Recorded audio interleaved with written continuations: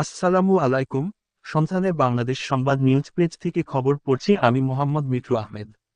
বদলগাছীর ঐতিহাসিক পাহাড়পুর থেকে ইয়াবা ও ট্যাপেন্টল ট্যাবলেট সহ 2 মাদক কারবারি র্যাব 5-এর হাতে আটক।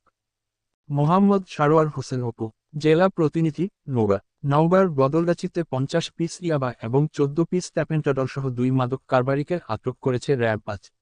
24শে এপ্রিল, বৃহস্পতিবার বিকালে বদলগাছী উপজেলার পাহাড়পুর বাজার এলাকায় অভিযান চালিয়ে তাদেরকে আটক করা হয়।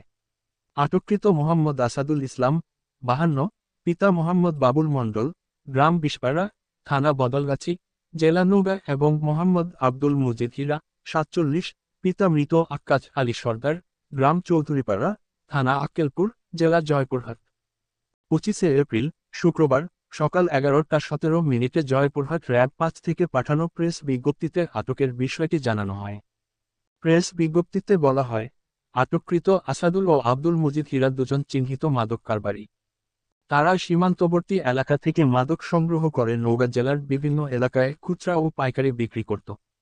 এমন সংবাদের ভিত্তিতে গত কয়েকদিন ধরে র্যাবের একটি গোয়েন্দা দল তাদের গতিবিধি পর্যবেক্ষণ শুরু করে। এরই ধারাবাহিকতায় গোপন সংবাদের ভিত্তিতে ইয়াবা ক্রয় বিক্রয়ের বিষয়টি জানতে পেরে র্যাব 5 জয়পুরহাট ক্যাম্পের আভিযানিক দল বদলগাছী থানার পাহাড়পুর বাজার এলাকায় অভিযান চালিয়ে তাদেরকে আটক করে।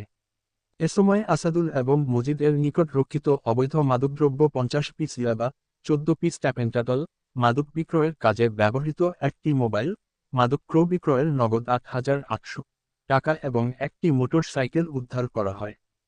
গ্রেফতারকৃত আসামিদের বিরুদ্ধে মাদকদ্রব্য নিয়ন্ত্রণ আইন 2018 অনুযায়ী নওগাঁ জেলার বদলগাছী থানায় একটি মামলা দায়ের হয়েছে।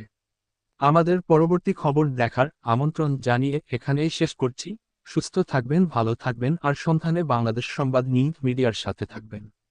আল্লাহ হাফেজ।